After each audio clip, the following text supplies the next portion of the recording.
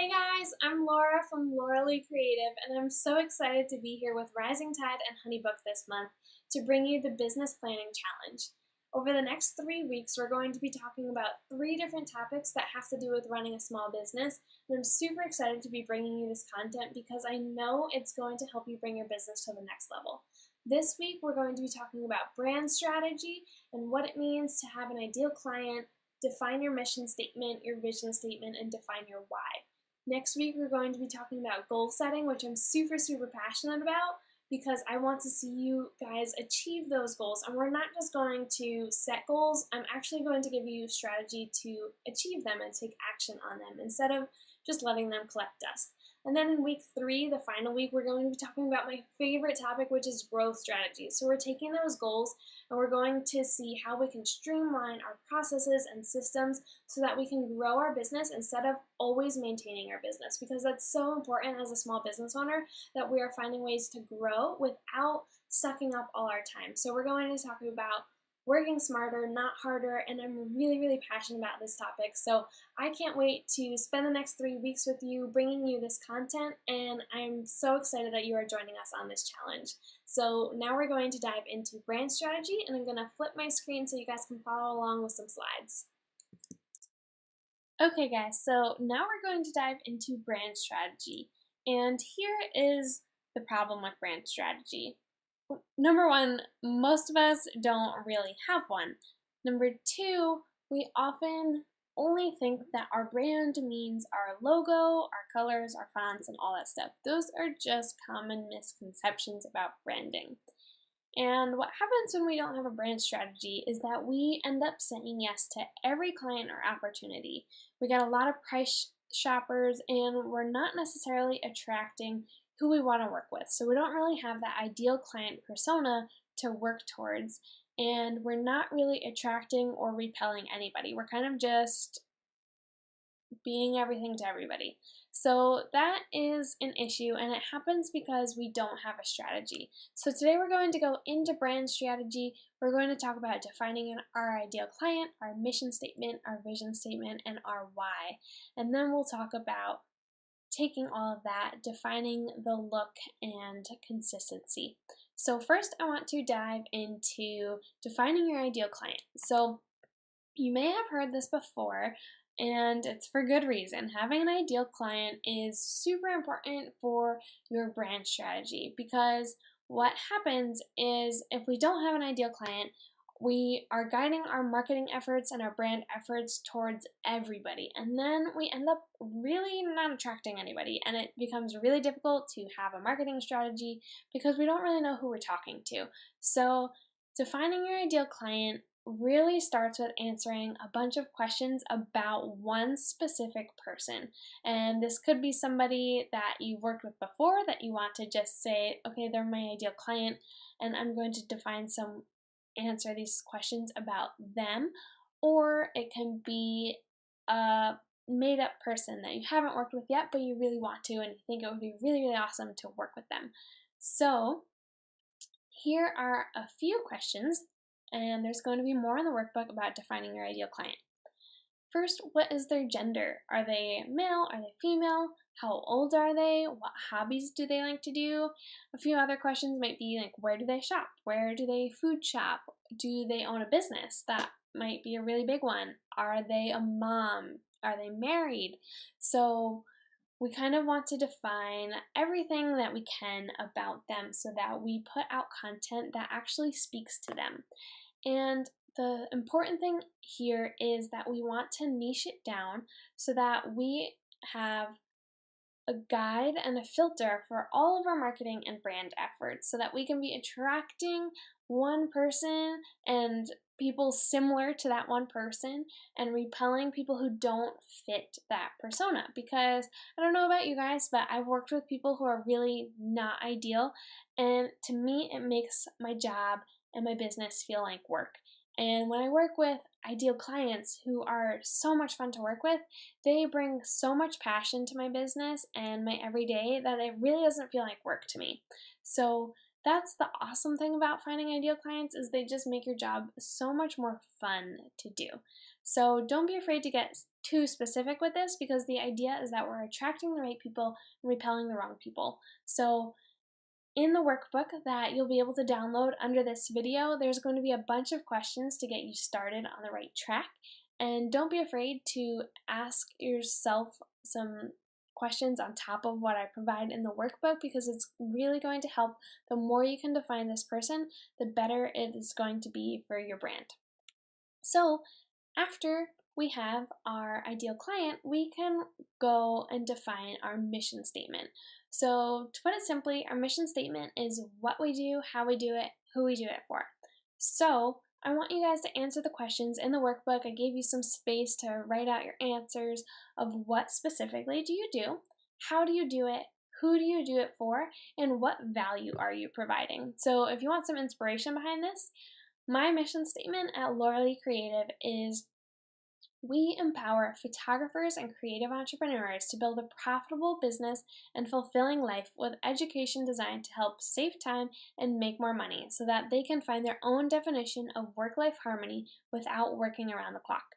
So right there, I define who I do it for, photographers and creative entrepreneurs, what I'm doing. I am empowering them to build a profitable business and fulfilling life. How am I doing it?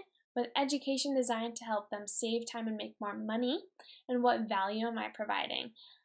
I am providing work-life harmony without working around the clock. So that is my mission statement, and I encourage you guys to download the workbook so that you can answer these questions and scratch it out and just write out all your thoughts so that you can define a mission statement as well. Once you have that, we're going to move on to defining your vision statement. So this is a little bit different. The mission statement is more the what and the who, and the vision is the why, the how. So some of the questions to define your vision statement a little better would be: where do you see your business going? What difference will you make for your customers and your own life? So I want you guys to think about these things, write your answers out in that workbook, and really use this vision to filter and define your goals, because I think your goals are really going to be driven by your vision statement. And what's also going to be really helpful is defining your why. So we're going to talk about this a little more in depth here. So defining your why means that you have a reason to do what you do. And this German philosopher down here, Friedrich, I'm not sure how to say his last name, but I'll give it a try, Nietzsche, is saying that he who has a why can endure anyhow. So answer the questions in the workbook, and I'm going to go over a few here. Why is it you do what you do? Pretty simple. What excites you about your current job? Hopefully you can think of a lot of things. What does success look like and feel like beyond a number or a paycheck? What do you want to be known for? What benefit do you bring to those who you work with? And what benefit do you bring to yourself with this business? So once you have your why, it becomes the filter for everything you do. The products that you create, your services, your packages, any decisions that you make as a business owner. And it really helps you make sure that you are staying on that right track to further you towards achieving your mission and your vision for your business. So I'm going to give you guys a little bit of inspiration to define your why, and this comes from Simon Sinek, who is the author of Start With Why, which is a great business book that I totally recommend you guys read. So he says, it is one of life's greatest joys to wake up in the morning, every morning, with a clear sense of why that day matters, why every day matters. This is what it means to find your why. This is the start of an inspiring journey, your inspiring journey. So I think it's really important as business owners to define our why, because I think that's really what keeps us going when we're starting to feel burnt out or unpassionate or just really exhausted by all the things that are required when it comes to being a business owner. So I think that this quote is so true, as well as the one above, that he who has a why can endure anyhow. So once we have all of these things defined, your ideal client, your mission, your vision, and your why, then we can really start to dig into the look and the feel of your brand. So your look is what most people think of when they think of branding. So that's your logos, your colors, your fonts, your photos, your copy. And what's important here is that consistency is key. And what I really love about consistency and branding is that I can create a consistent look when I use HoneyBook, which is actually what I use for my client management software. So I'm actually going to show you guys this because I think it's really cool. So in my HoneyBook, you are going to see that I have a lot of templates, and this really helps me keep my brand consistent with my brand voice. Even when I'm super tired and don't feel like writing an email, my invoices are branded, my brochures are branded, my questionnaires, my contracts. So you'll see here that even just in my emails, I'm able to add my logo here and just keep it really consistent across the board, which I think is really awesome. And on my questionnaires, I am able to add my logo, I'm able to add my pictures, my headshot, so my face is always there. I can change the photos to be anything that I want.